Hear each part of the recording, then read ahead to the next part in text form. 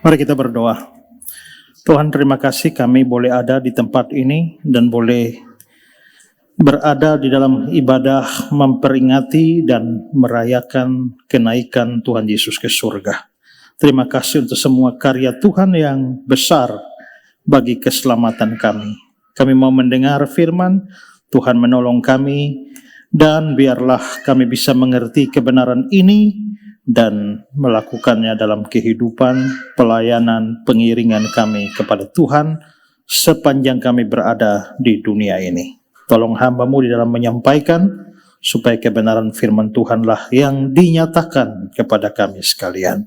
Kami berdoa Tuhan, berikan kepada kami konsentrasi, fokus kepada firman-Mu, sehingga kami tidak kehilangan berkat firman Tuhan yang akan diberitakan. Dalam nama Tuhan Yesus, kami berdoa. Amin.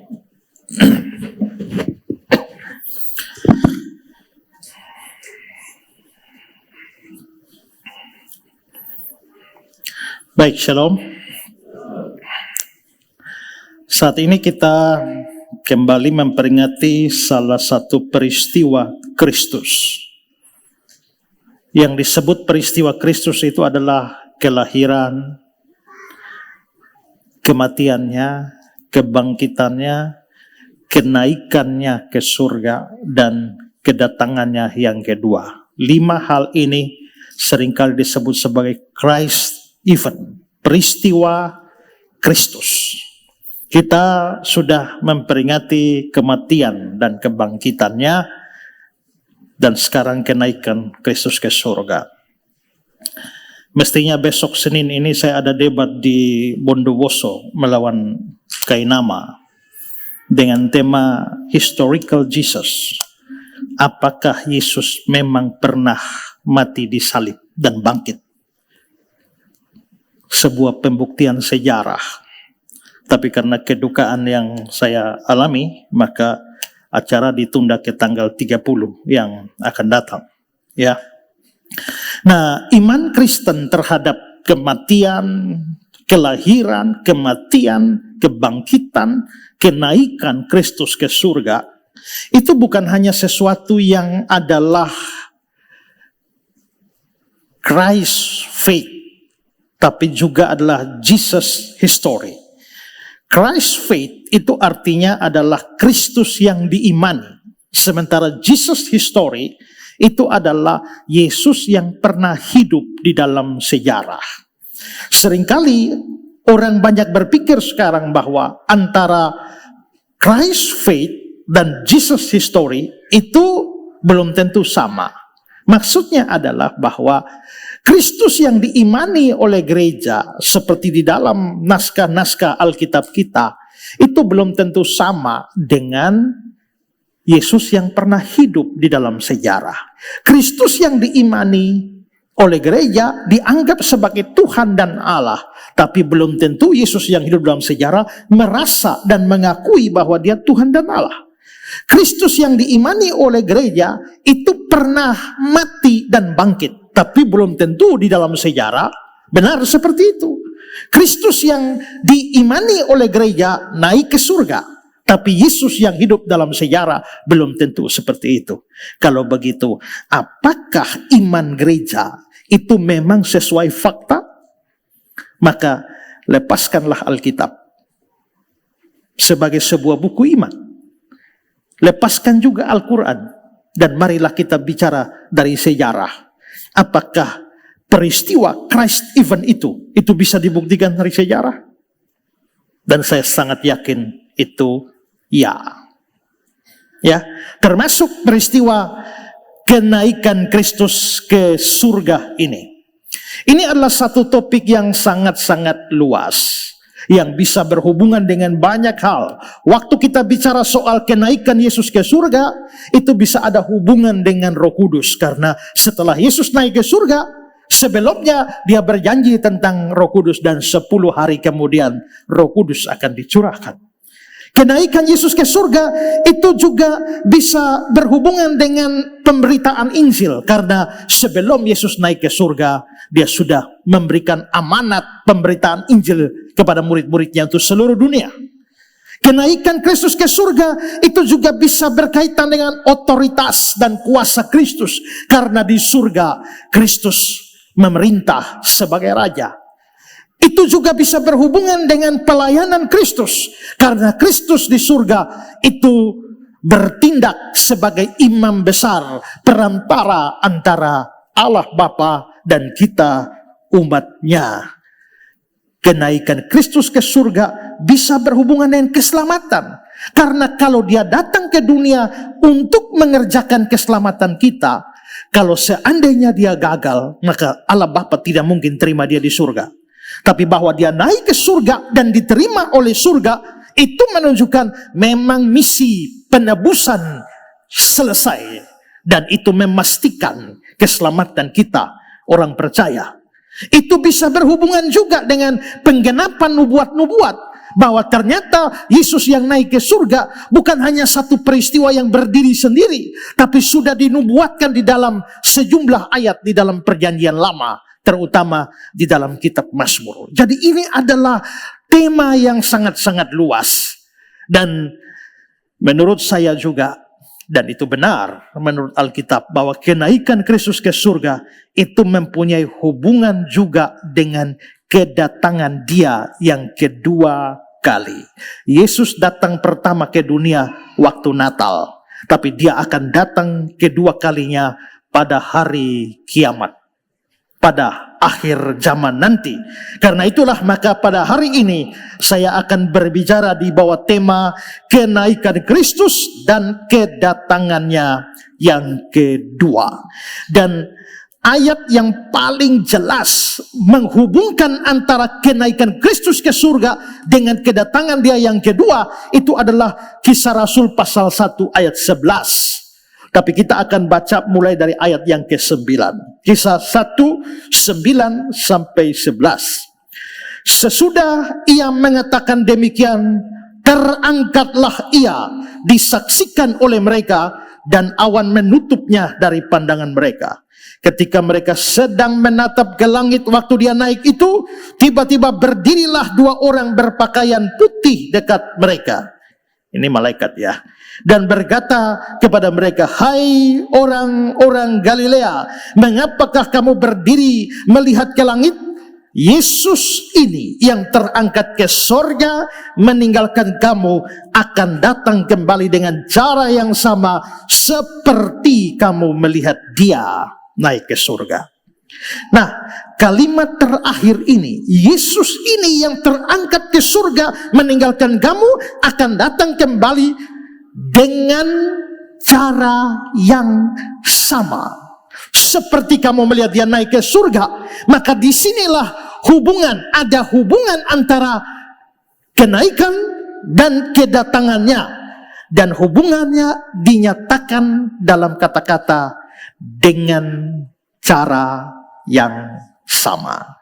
Berarti Yesus yang akan datang pada akhir zaman, polanya, modelnya, cirinya, caranya itu seperti kenaikannya. Jadi kalau saudara mau tahu bagaimana nanti waktu Yesus datang itu bagaimana, nah lihatlah dengan kacamata kenaikan ke surga, maka kita bisa tahu dengan cara seperti apa Kristus akan datang kembali. Nah, saudara-saudara, dalam hubungan dengan dua tema besar ini, saya mau berbicara waktu Kristus datang kembali dengan kacamata kenaikannya, kira-kira dia datang seperti apa? Nah, saya mencatat 3 hal di sini. Pertama adalah bahwa dia akan datang secara pribadi. Yesus yang akan datang pada akhir zaman itu akan datang secara pribadi. Maksud saya secara pribadi itu adalah pribadi Yesus itu sendiri. Dia yang naik ke surga itu, yang disaksikan oleh murid-murid itu, dialah atau Yesus yang samalah yang datang. Mengapa ini perlu ditekankan? Karena saudara, Yesus waktu di dunia ini, dia berbicara juga tentang kedatangannya, tapi kedatangannya yang maknanya lain. Coba perhatikan Yohanes 14 ayat 18, dibilang begini. Aku tidak akan meninggalkan kamu sebagai yatim piatu. Aku datang kembali kepadamu. Dalam ayat ini Yesus berkata, murid-murid tidak akan ditinggalkan sendiri sebagai yatim piatu.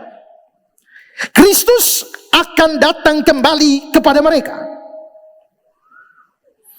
Tapi saudara-saudara, apakah ini berbicara bahwa Yesus memang nanti mati naik ke surga segera turun?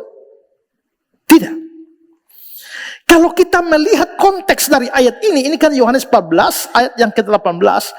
Kalau kita melihat apa yang dibicarakan, coba mulai dari ayat 16. Yesus bilang begini, aku akan minta kepada Bapa, dan dia akan memberikan kepadamu seorang penolong yang lain, seorang parakletos, supaya dia menyertai kamu selama-lamanya, yaitu roh kebenaran. Maka Yesus lagi bicara bukan tentang dirinya, tapi tentang roh kebenaran atau Roh Kudus. Dunia tidak dapat menerima dia, orang ketiga tunggal, berarti bukan Yesus. Dunia tidak dapat menerima dia, sebab dunia tidak melihat dia dan tidak mengenal dia. Tetapi kamu mengenal dia, sebab dia menyertai kamu dan akan diam di dalam kamu. Lalu ayat intinya, aku tidak akan meninggalkan kamu sebagai yatim piatu. Aku datang kembali kepadamu. Kalau Yesus memang bicara tentang dirinya sendiri, kenapa dia pakai dia, orang ketiga tunggal? Lalu ayat yang ke-28, kamu telah mendengar bahwa aku telah berkata padamu, aku pergi, tapi aku datang kembali kepadamu. Nah, kalau memang Yesus yang datang kembali, kenapa dia bilang dia? Kalau memang dia itu pihak lain, kenapa dia bilang, aku datang kembali? Maka saudara-saudara, sebenarnya di sini Yesus memang berbicara tentang kedatangannya, tapi bukan di dalam pengertian yang sesungguhnya. Yesus menggunakan makna lain di dalam kata-kata aku datang kembali kepadamu. Matthew Henry bilang, aku datang kembali kepadamu. Erkomai dalam bahasa Yunaninya, aku benar-benar datang. Artinya, aku akan datang setiap hari kepadamu. Karena konteksnya Roh Kudus, maka aku akan datang setiap hari kepadamu dalam rohku sebagai tanda kasihnya dan kunjungan anugerahnya. Dia masih datang. Dengan kata lain sebenarnya, Yesus di situ berbicara tentang kedatangannya, tapi sebenarnya bukan dia yang datang. Roh Kudus yang datang. Bukan dirinya sendiri yang datang. Kalau memang bukan diri sendiri yang datang, mengapa dia mengatakan, aku datang kembali kepadamu? John Calvin bilang, pada waktu dia berkata, aku datang kembali padamu, dia menunjukkan dengan cara apa ia tinggal dalam umatnya, dan dengan cara apa dia memenuhi segala sesuatu, yaitu oleh kuasa rohnya. Setelah Papa saya meninggal kemarin dan dimakamkan, kami keluarga ada acara tambahan, acara adat, di mana saudara-saudara dari mama saya datang dan bertemu dengan kami, anak-anak, dan menanyakan kepada kami, setelah suami dari saudara perempuan kami ini telah meninggal, kami mau datang bertanya, siapa yang bertanggung jawab terhadap kehidupan saudara perempuan kami? Maksudnya mama saya.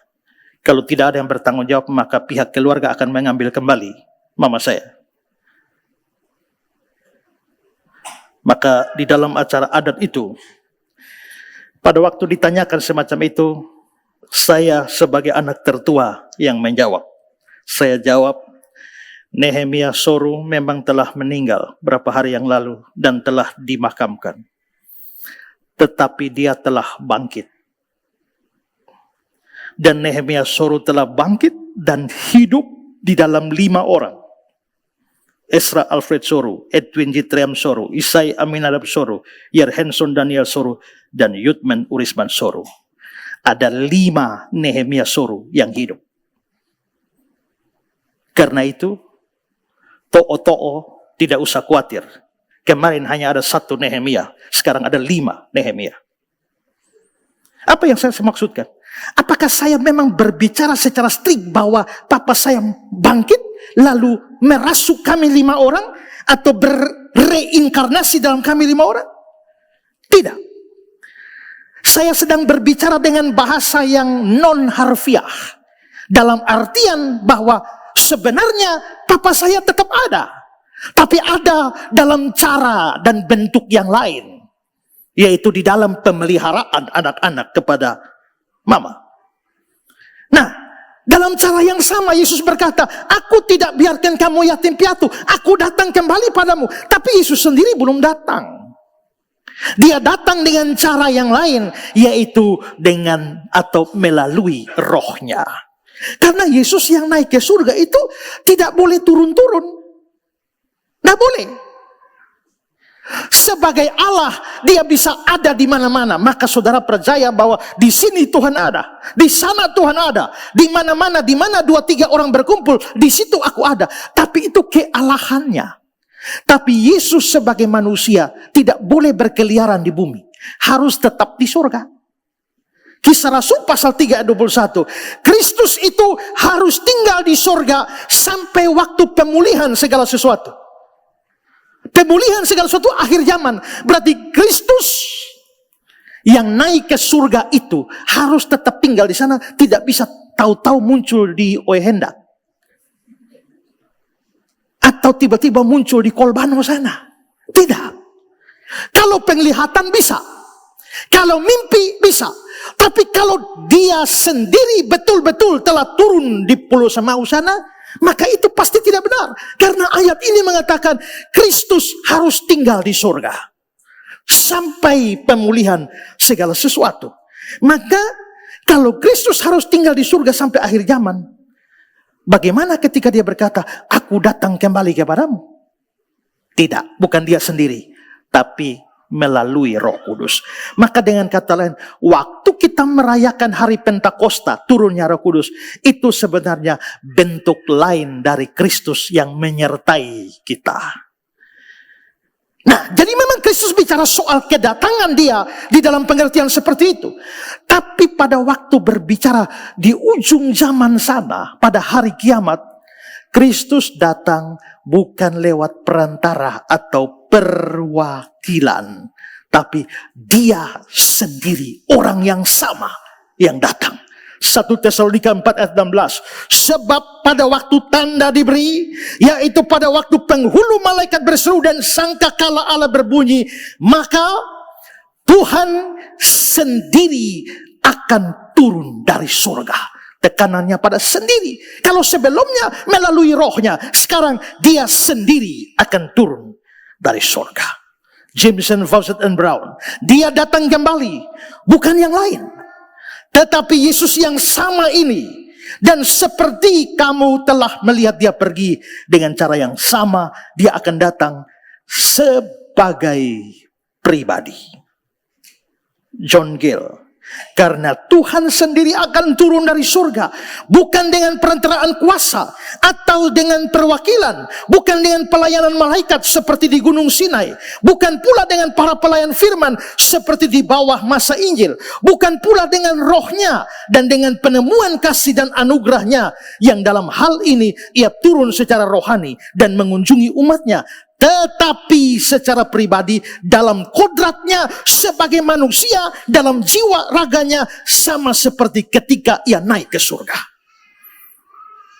Jadi dia sendiri, dia benar-benar masih Yesus yang sama. Seperti kata Henry, Yesus yang sama ini akan datang kembali secara pribadi. Yesus yang sama yang pernah datang sekali untuk menghapus dosa oleh korbannya akan menyatakan diri sekali lagi tanpa menanggung dosa. Yang pernah datang sekali untuk dihakimi akan datang lagi untuk menghakimi. Yesus yang sama yang sudah pernah memberi kamu perintah bahwa dia akan kembali lagi menuntut pertanggungjawaban darimu tentang bagaimana kamu menjalankan kepercayaan yang sudah diberikan kepadamu. Dia dan bukan orang lain. Maka waktu kedatangan yang kedua kali, kita memang bertemu dengan dia secara pribadi. Itu pertama. Kedua, waktu kedatangan kedua itu dia akan datang secara fisik dan terlihat. Ya. Kalau sekarang, apakah saudara percaya Tuhan ada di tengah-tengah kita? Percaya. Pakai baju apa? Nggak terlihat. Di mana 2-3 orang berkumpul, di situ aku ada. Kita percaya Tuhan ada, tapi kita tidak bisa melihat. Jadikan semua bangsa muridku, ketahuilah aku menyertai kamu. Kita percaya, kita pergi beritakan Injil, Tuhan bersama-sama kita, tapi kita tidak lihat. Tuhan bersama kita, tapi kita tidak lihat. Tapi dia yang akan datang di ujung zaman itu, caranya seperti waktu kamu melihat dia naik ke surga. Nah, saudara-saudara, waktu Yesus naik ke surga, apakah terlihat? Kisah 1 ayat 9 tadi. Sesudah ia mengatakan demikian, terangkatlah ia, disaksikan oleh mereka. Berarti itu Yesus yang naik itu bisa disaksikan dengan mata telanjang.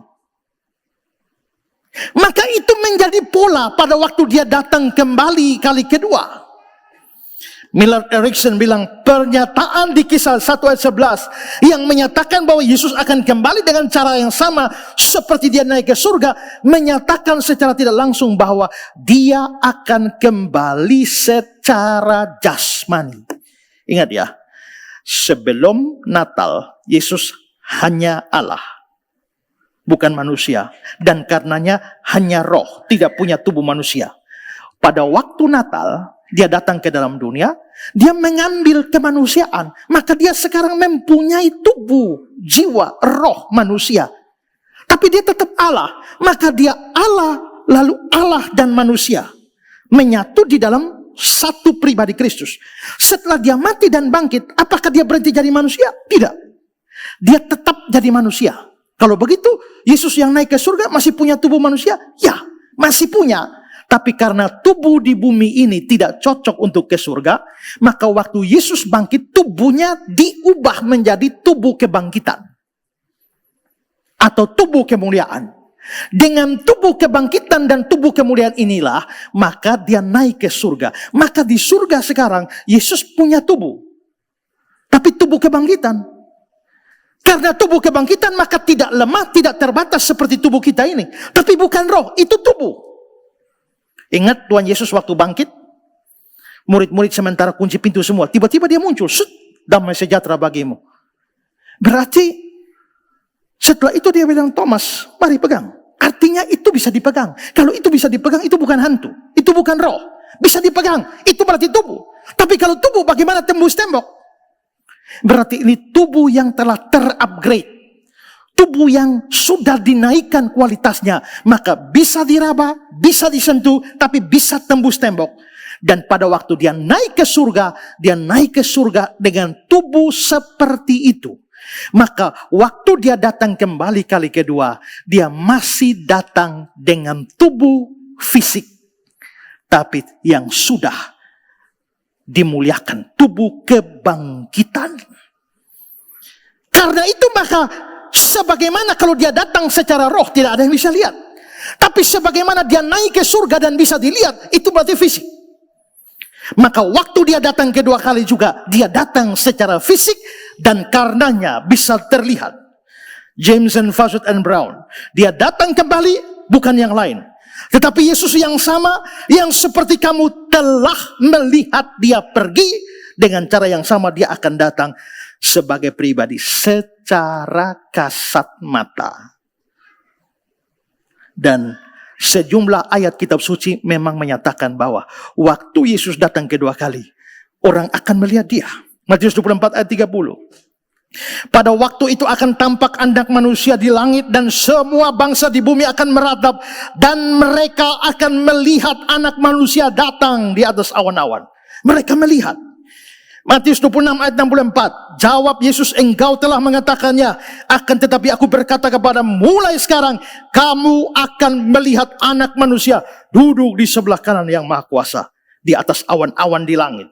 Markus 13 ayat 26, pada waktu itu orang akan melihat Anak Manusia datang dalam awan-awan. Wahyu 1 ayat 7, lihatlah dia datang dengan awan-awan dan setiap mata akan melihat dia. Maka pada waktu Yesus datang kedua kali, saudara tidak punya karunia penglihatan juga, pasti lihat. Tidak butuh orang berdoa, ini kayak di awan-awan, ini kayak ada nampak, kayak ada Tuhan. Tidak perlu, ya kan? Karena semua mata akan melihat dia. Karena itu berhati-hatilah dengan semua kepercayaan atau aliran-aliran yang mengatakan Yesus sudah datang, tapi dengan cara yang tidak kelihatan. Yesus sudah datang secara rohani. Pendiri Saksi Yehova, Charles Taze Russell, itu pernah bikin nubuat bahwa Tuhan Yesus akan datang kembali 1 Oktober 1914.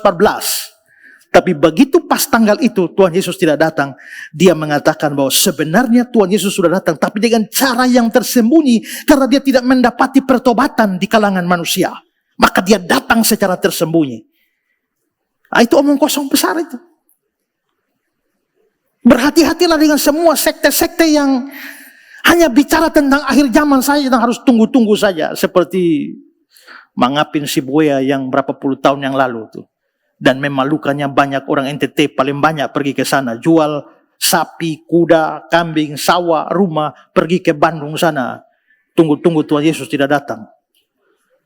Pulang ke sini sawah sudah tidak ada lagi. Tidak. Jikalau dia datang, tidak perlu orang memberitahu kita. Semua mata akan melihat dia. Sekarang saudara lihat Matius 24. Pada waktu itu, jika orang berkata kepada kamu, lihat Mesias ada di sini atau Mesias ada di sana, jangan kamu percaya. Jangan. Sebab Mesias palsu dan nabi-nabi palsu akan muncul dan mereka akan mengadakan tanda-tanda yang dahsyat, mujizat-mujizat, sehingga sekiranya mungkin mereka menyesatkan orang pilihan juga. Jadi kalau ada, oh Mesias ada di sana, oh Tuhan sudah datang di sana, itu Mesias palsu. Camkanlah, aku sudah mengatakannya terlebih dahulu padamu. Jadi, apabila orang berkata kepadamu, lihat ia ada di padang gurun, jangan kamu pergi ke situ. Atau lihat ia ada di dalam bilik, jangan kamu percaya. Atau dia ada di kaca nako, jangan kamu percaya. Sebab, sama seperti kilat memancar dari sebelah timur, melontarkan cahayanya sampai ke barat, demikianlah pula kelak kedatangan Anak Manusia. Berarti Anak Manusia itu datang sama seperti kilat memancar dari sebelah timur, melontarkan cahaya ke sebelah barat. Ayat 28, di mana ada bangkai, di situ burung nasar berkerumun. Apa maksudnya? Sama seperti kilat memancar dari sebelah timur, melontarkan cahaya ke barat. Lalu muncullah beberapa penafsiran aneh bahwa kalau Tuhan Yesus datang kembali, dia datang dari timur. Nah, di manakah timur? Papua. Maka Tuhan Yesus akan datang kembali dari Papua. Nah, itu penafsiran ada begitu yang aneh-aneh. Masalahnya di Papua ada timur atau tidak? Ada kan? Di timurnya Papua ada timur lagi atau tidak? Kalau bumi ini bulat, maka kita pun bisa jadi timur. Timur dari yang sana. Tapi yang sana juga timur dari yang sana. Tidak bermaksud di situ.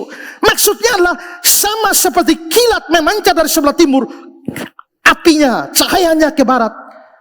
Kalau kilat memancar di langit, kamu lihat? Lihat. Kalau kamu lihat, demikianlah kedatangan Anak Manusia. Kamu akan lihat. Di mana ada bangkai, ya. Nah, coba lihat dulu William Robertson Nicoll.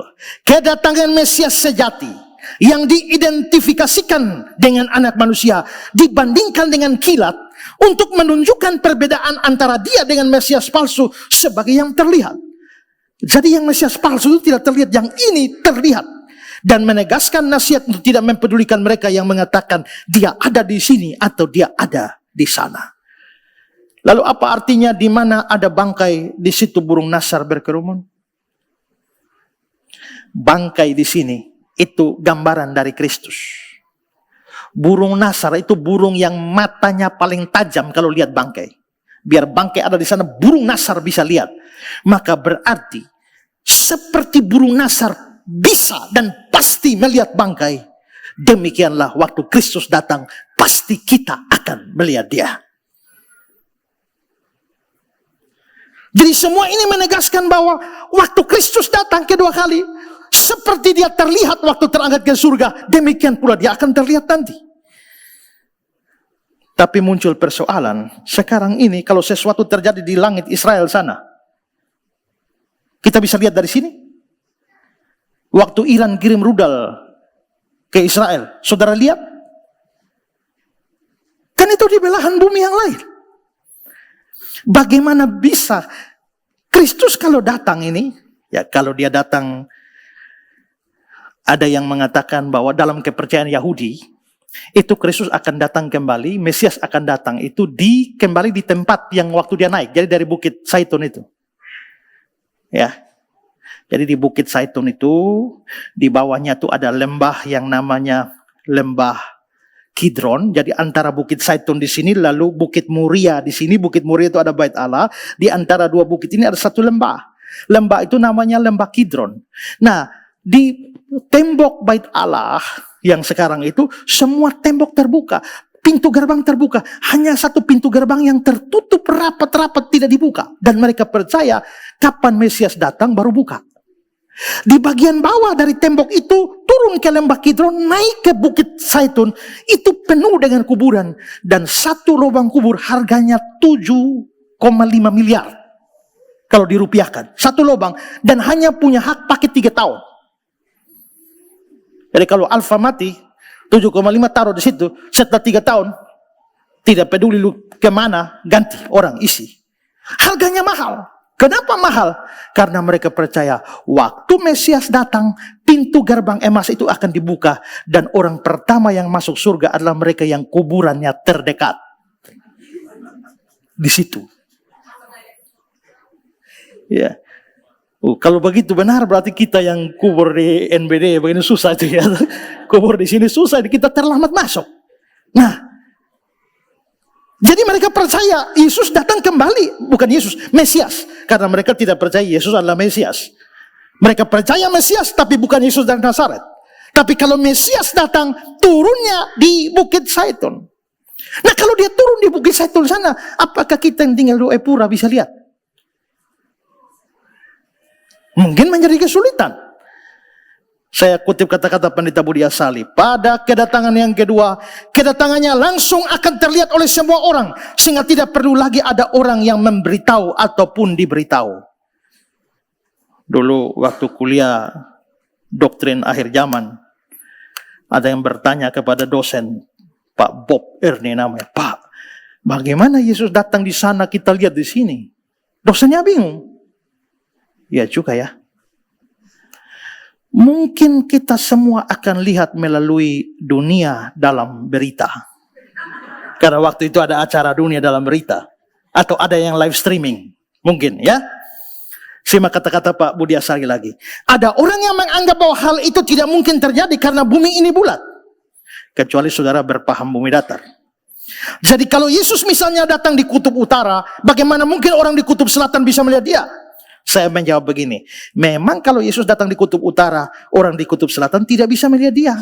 Tapi pernyataan ini hanya benar jika kita menganggap bahwa hukum alam saat itu tetap berlaku. Yaitu bahwa sinar bergerak lurus. Mengingat bahwa hukum alam juga diciptakan oleh Allah.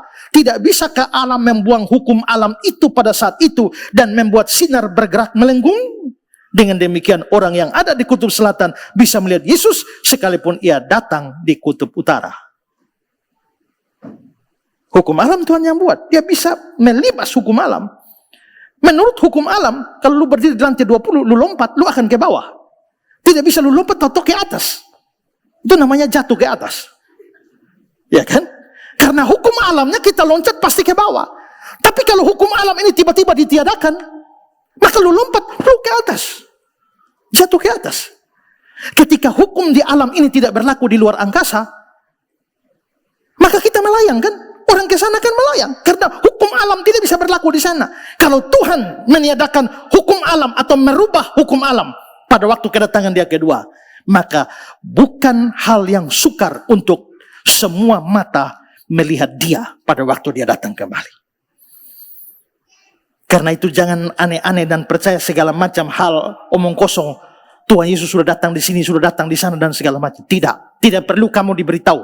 Kamu pasti tahu kalau Tuhan Yesus datang. Yang ketiga, dia datang dalam kemuliaan.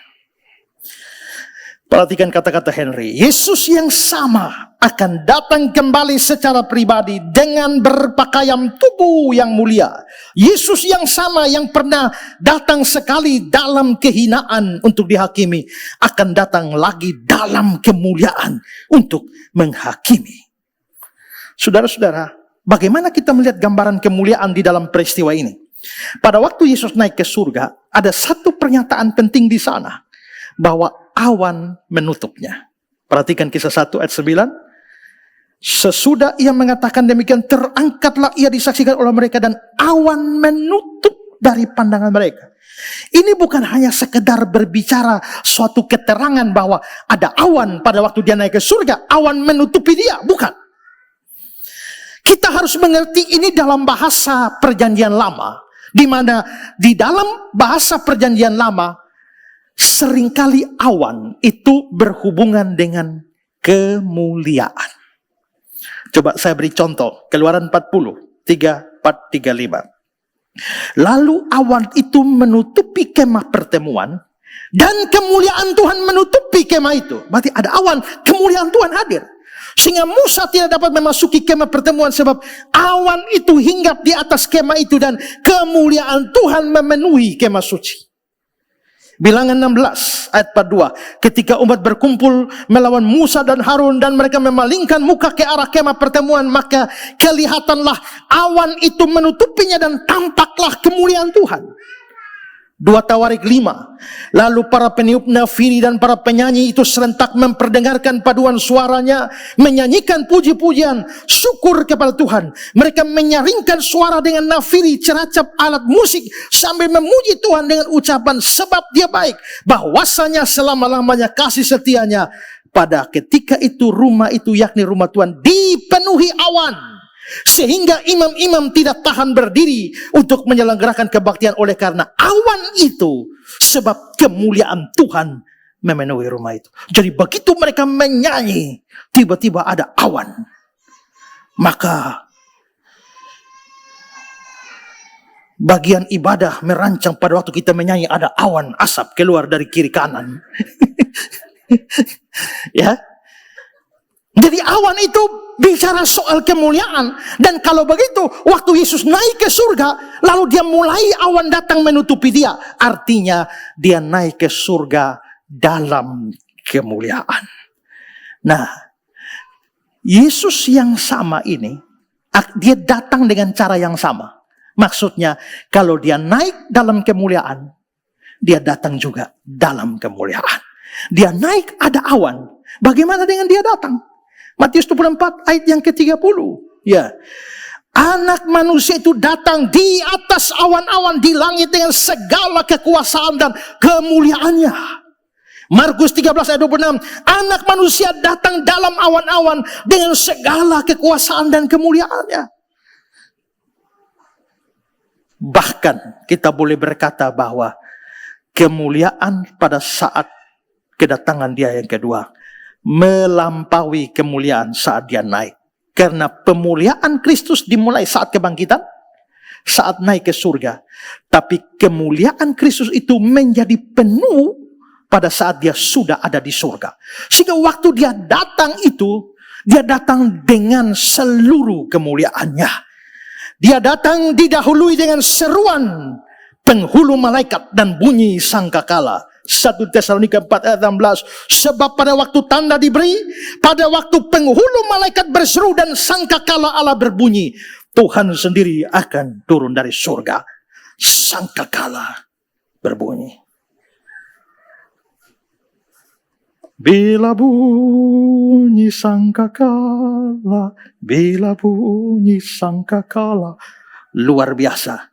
Saya bilang lebih kemuliaannya. Kenapa? Karena waktu naik ke surga tidak ada sangkakala.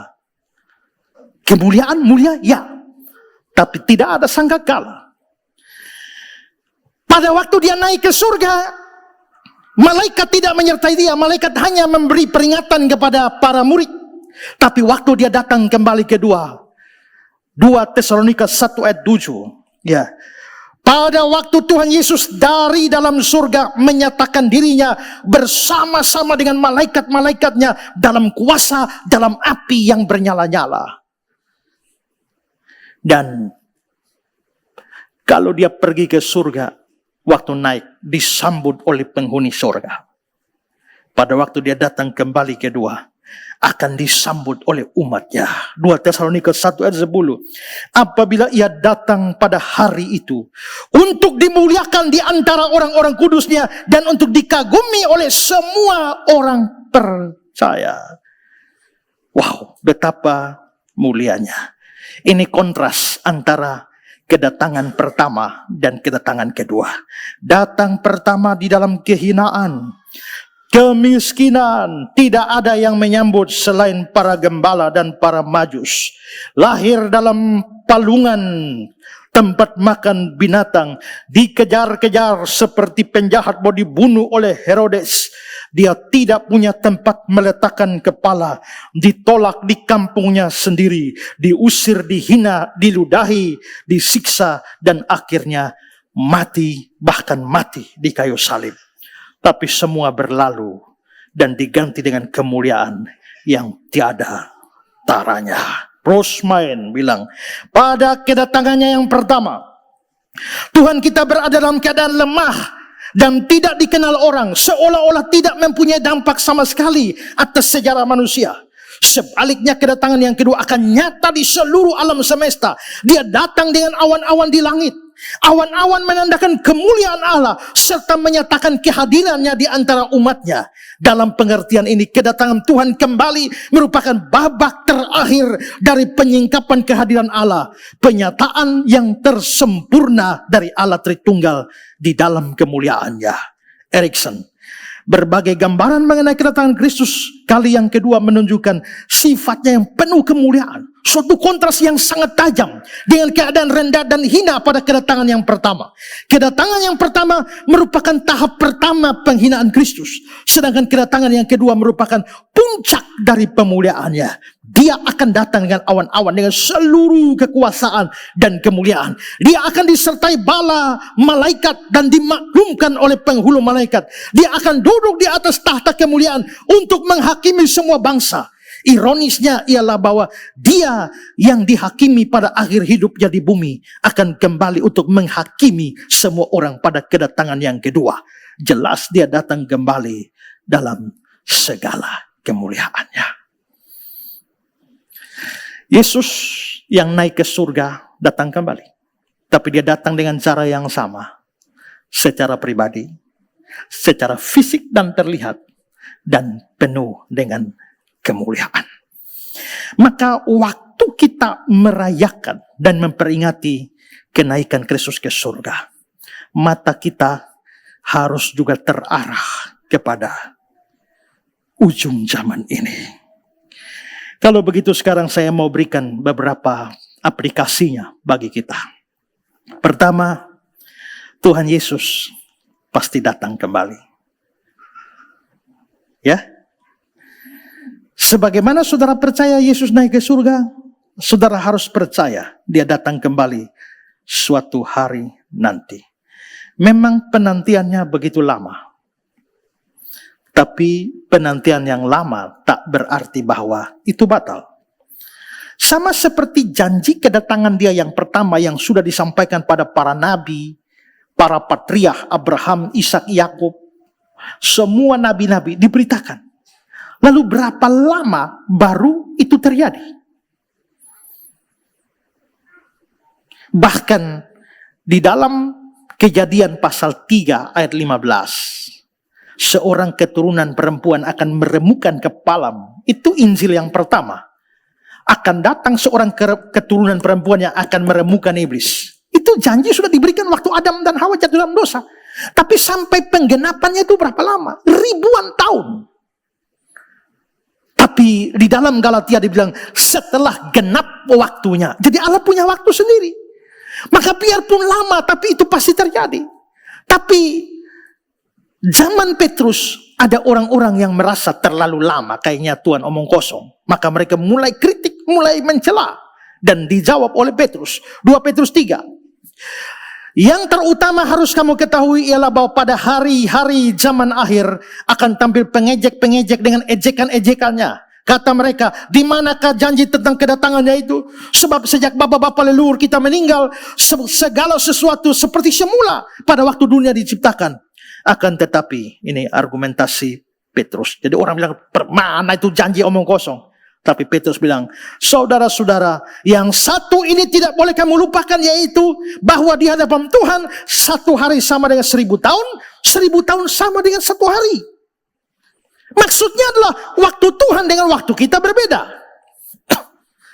Ini tidak boleh mengadakan perhitungan aneh-aneh, karena ada yang bilang, oh kalau 1 hari sama dengan 1000 tahun, dari Adam sampai Abraham itu 2000 tahun, berarti 2 hari. Abraham sampai Yesus itu 2000 tahun, berarti 2 hari lagi, berarti sudah 4 hari. Yesus sampai kita tahun 2000 itu 2 hari lagi, berarti 6 hari. Sedangkan hari yang ke-7 itu kerajaan 1000 tahun, berarti Yesus datang. Harusnya Yesus datang tahun 2000. Itu kan hitungan aneh begitu. Tidak. Maksudnya angka 1000 dipakai secara simbolis, artinya sederhana. Waktu Tuhan itu tidak sama standarnya dengan kita. Karena Tuhan itu kan tidak kenal waktu. Kalau saudara, kita kan kenal waktu. Pagi, siang, malam. Apakah bagi Tuhan ada pagi, siang, malam? Tidak ada.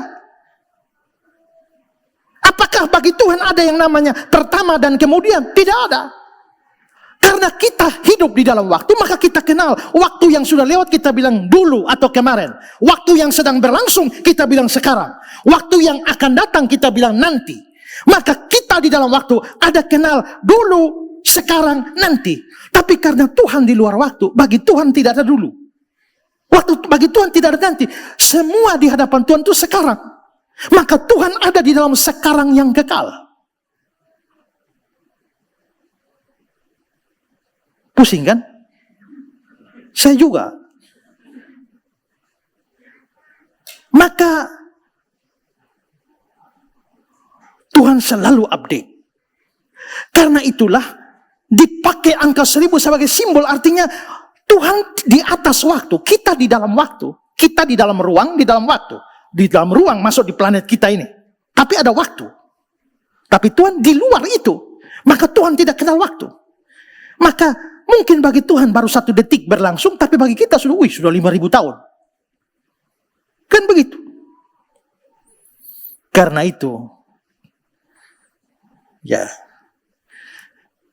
kalau kita pakai hitungan 1 hari sama dengan 1000 tahun, kira-kira sejak Tuhan Yesus naik ke surga sampai sekarang baru berapa hari?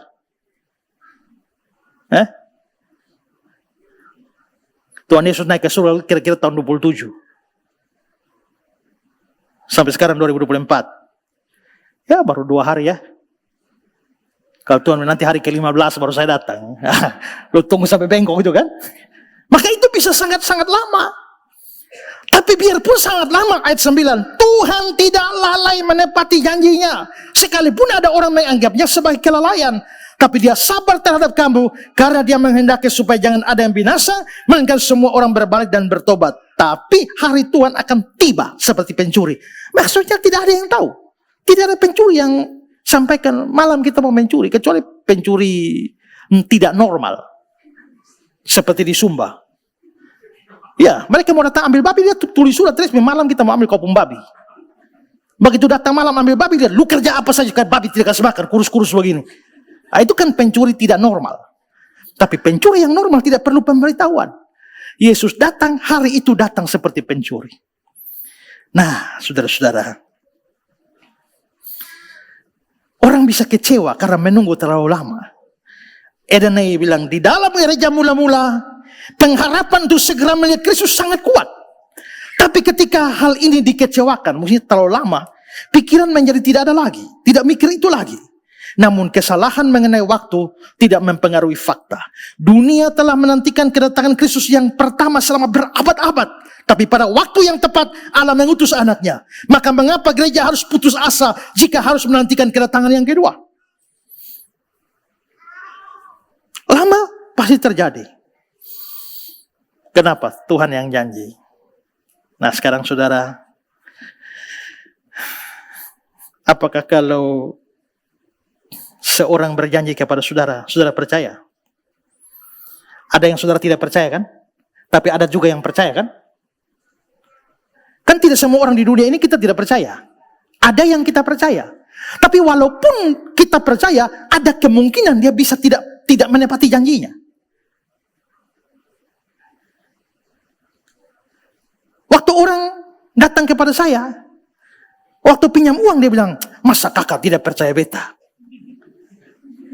Kakak suka kenal beta sekian tahun, masa kakak tidak percaya? Oke, saya percaya, saya kasih. Tapi ternyata dia nggak bayar. Berarti bahkan untuk orang yang sebenarnya bisa tidak menepati janji, kadang-kadang kita bisa percaya.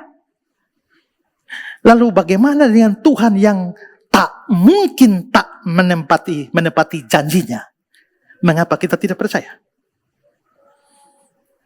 Saya kasih satu cerita yang dikutip dari Biblical Illustrator.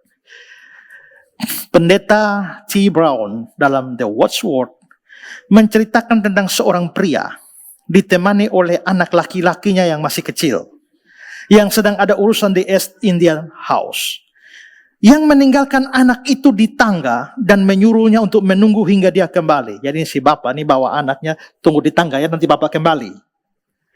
Tak lama kemudian, karena terlalu asik dengan urusan yang sedang ia tangani, dia meninggalkan gedung itu melalui pintu lain dan pulang ke rumah.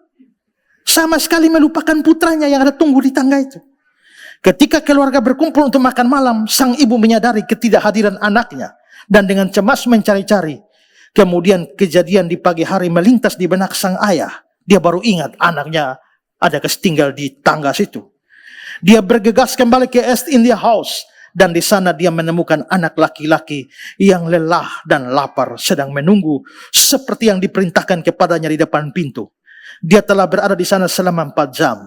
Lalu anak itu bilang, aku tahu ayah akan datang. Ayah bilang, ayah akan datang.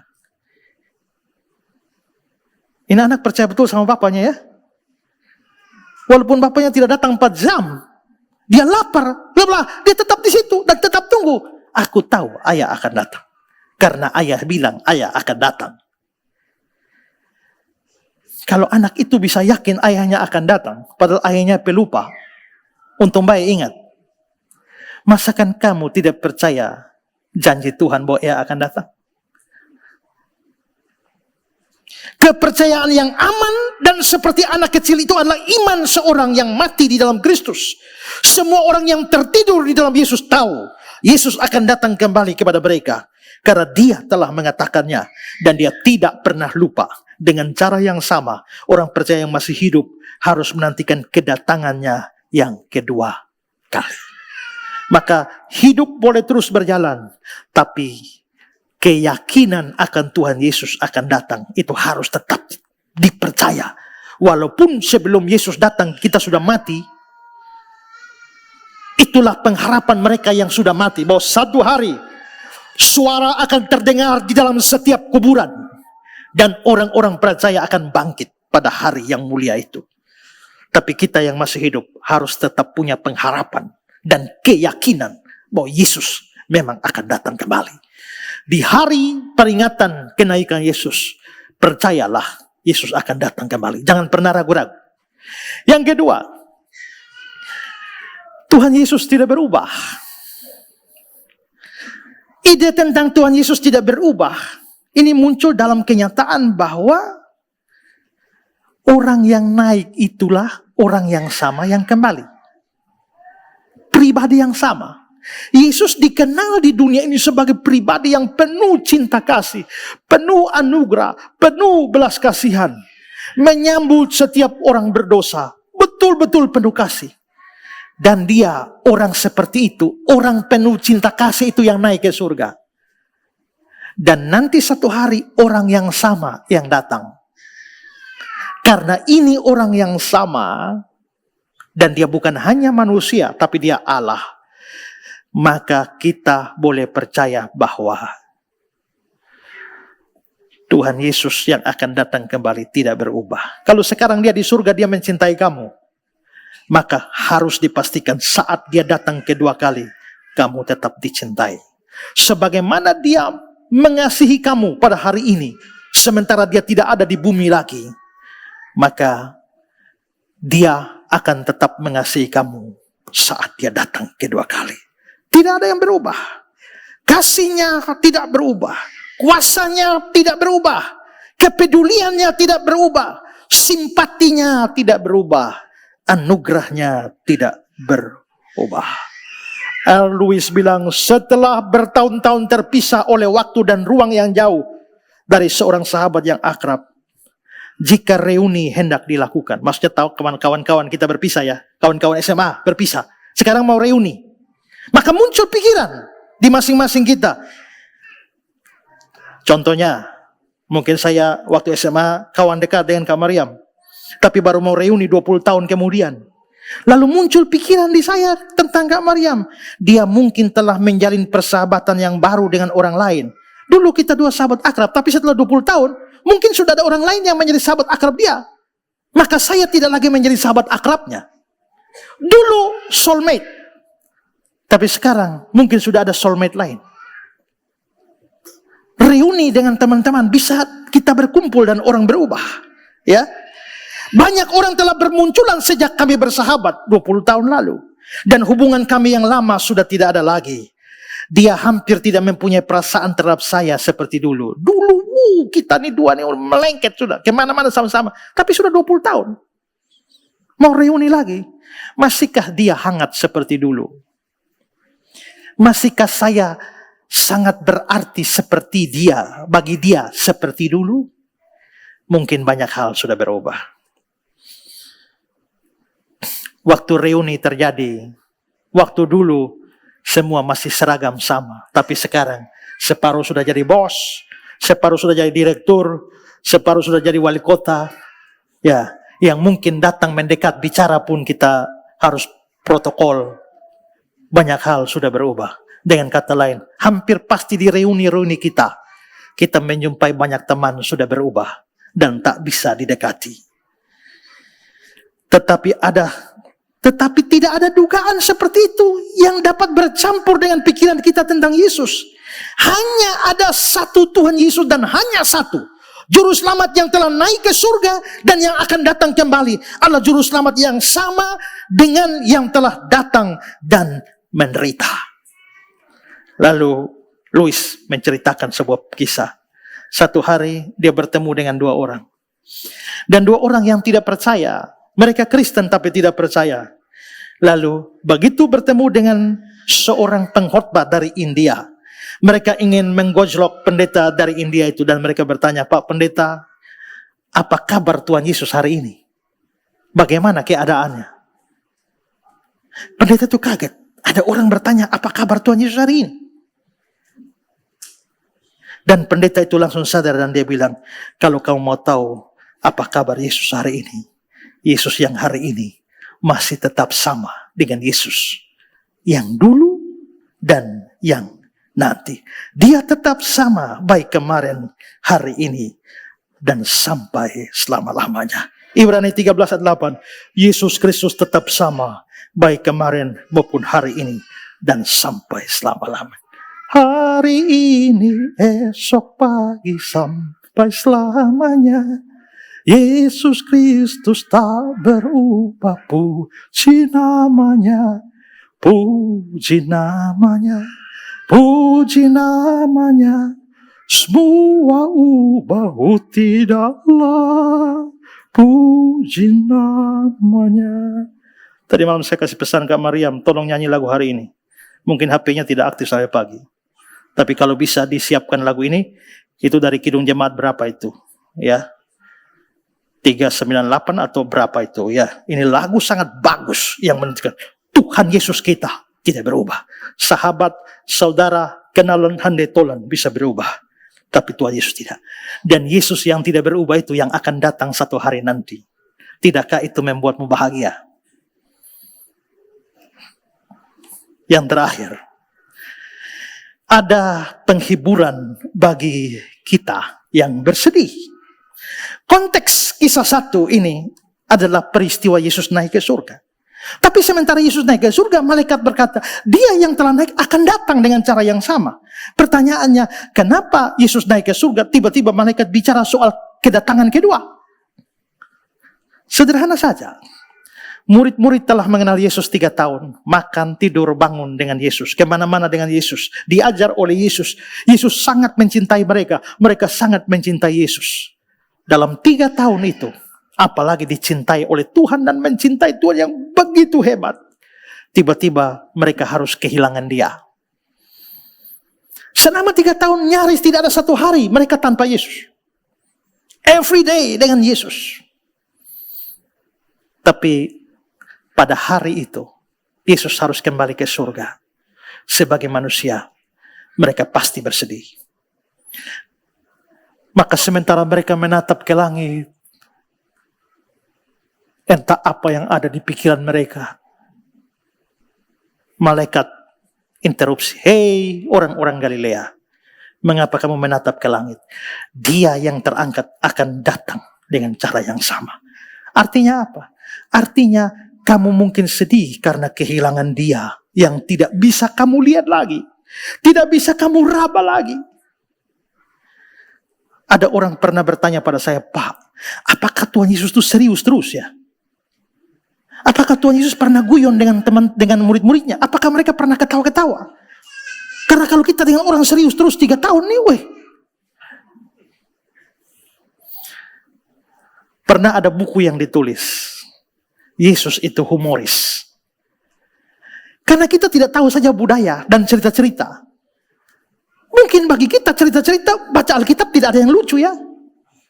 Tapi ada banyak cerita-cerita Yesus yang misalnya seperti dikatakan bahwa lebih mudah unta masuk lubang jarum daripada orang kaya masuk surga. Itu semacam lelucon di sana. Yang sambil memberi pengajaran, murid-murid pasti ketawa. Dan buku itu memberikan banyak contoh, dilihat ditinjau dari budaya Yahudi. Dan dari budaya Yahudi kita tahu bahwa itu pasti cerita yang membuat murid-murid ketawa. Dan kata lain, selama 3 tahun, Yesus juga bersenda gurau, bercanda ria, tertawa. Tapi sejak hari kenaikan, mereka tidak lagi melihat senyumnya, mereka tidak lagi melihat tawanya, mereka tidak lagi mendengar pengajarannya, mereka tidak lagi mendapatkan nasihatnya, mereka tidak lagi melihat mujizat-mujizat yang terjadi dari tangannya.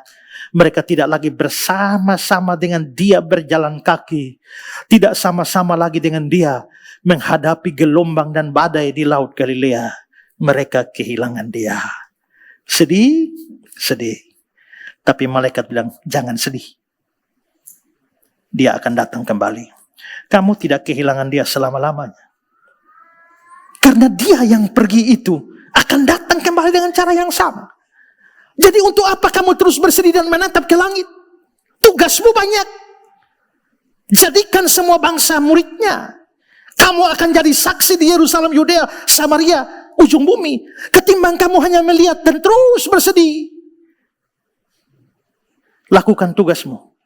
Tapi percayalah satu hari nanti dia akan datang kembali. Maka pemberitaan tentang kedatangan Kristus yang dihubungkan dengan kenaikan ke surga mempunyai manfaat untuk menghibur murid-murid yang sedih. Albert Barnes, ucapan ini dirancang untuk menghibur para murid. Meskipun guru dan sahabat mereka telah diambil dari mereka, namun dia tidak pergi itu selama-lamanya. Dia akan datang kembali dengan keagungan dan kemuliaan yang sama untuk membenarkan umatnya dan untuk menginjak-injak musuhnya di bawah kakinya. Dengan alasan yang sama, semua yang bersedih harus berfokus kepada pengharapan Kristiani ini.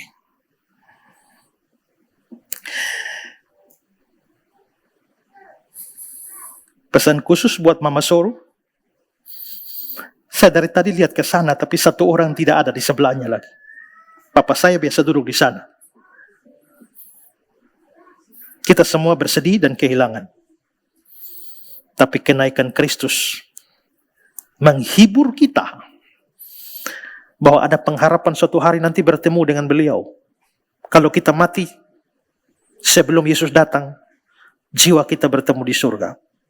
Tapi kalau Yesus datang, kita masih ada. Akan ada kebangkitan orang mati. Dan pada hari itulah kita reuni. Kenaikan Kristus ke surga harus memberikan penghiburan bagi kita. Amin. Jameson, Fawcett and Brown. Saya kutip kata-kata James sekali lagi. Biarlah sukacita pengharapan akan kedatangannya ini menelan kesedihan akan kepergiannya. Amin.